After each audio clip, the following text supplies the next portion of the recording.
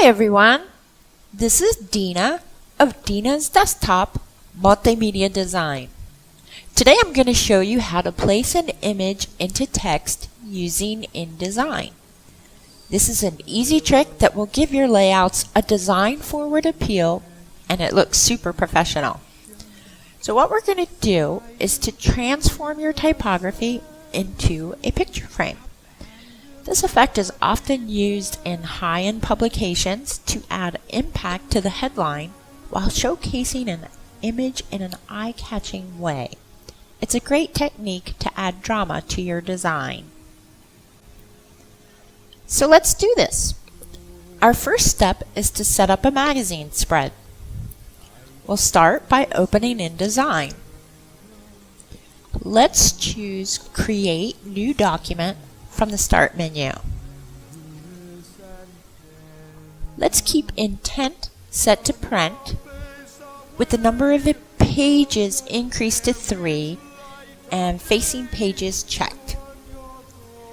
In the Page Size drop-down, we'll set up a new custom page size and we'll call it US Magazine. Let's set the width to 213 millimeters and the height to 276.5 millimeters.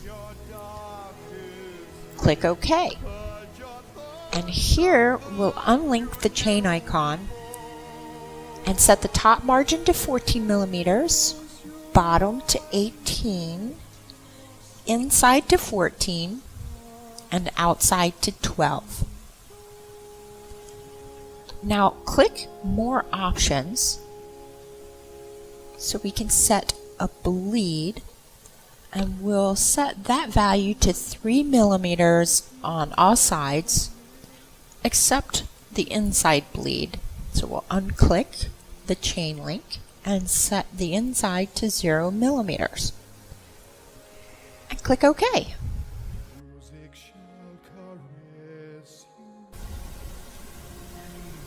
Our second step is to choose the right typeface. We'll do this step in 2 parts.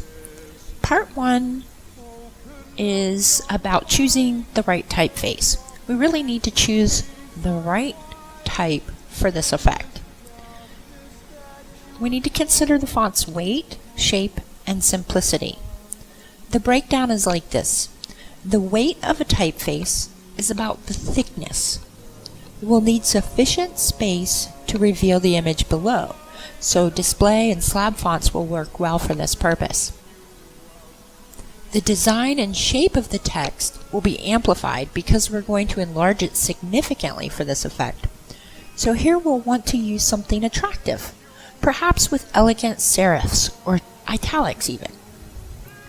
We also want to use a typeface that has clean edges and is completely filled in. Sketchy brushstrokes and outline text can get a bit messy. I'm going to work with this lovely script font called Bready. It answers all of our considerations. This font can be downloaded for free from many font sites if you'd like to use it to follow along. I found it at www.1001freefonts.com/bready.font. Our third step is to make a picture frame from the text. We'll do this in 3 parts. For part 1, let's return to our InDesign document and select page 2. We'll select the Type tool, shortcut letter T, from the Tools panel and drag to create a large text frame that extends across the entire page from left margin to right margin. Now type a letter into the frame and set the font to Bready Regular at 692 points for size. I'm using the letter F for my example, and we'll leave the text color set to the default black for now.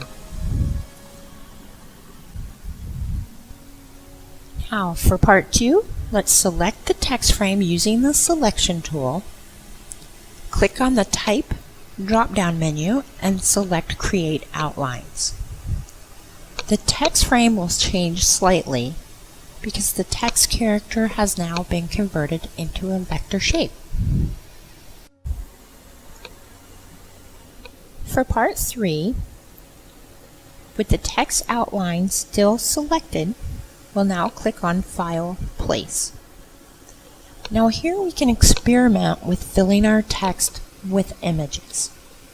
We'll want a photo that's going to provide enough contrast depending if we're setting the text against a light or dark background.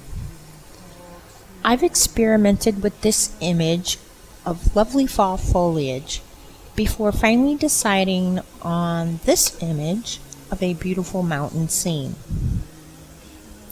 We can adjust the size of the image inside the text by double-clicking to select the image directly, and then hold Shift and drag one of the corners to resize it as necessary. To fit as much of the image as possible in the text, we can click the Fill Frame Proportionately button from the Workspace control panel. One last touch to ensure that no color bleeds through on the edges of the letters, we will want to set the fill of the shape to None from the Window Color Swatches.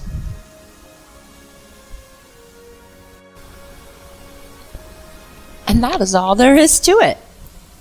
It's a very easy way to add a touch of visual drama to your typography layout.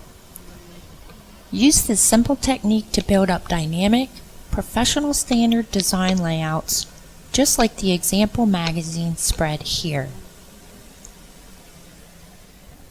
I'd also like to give credit to design.tutesplus.com for inspiring this tutorial.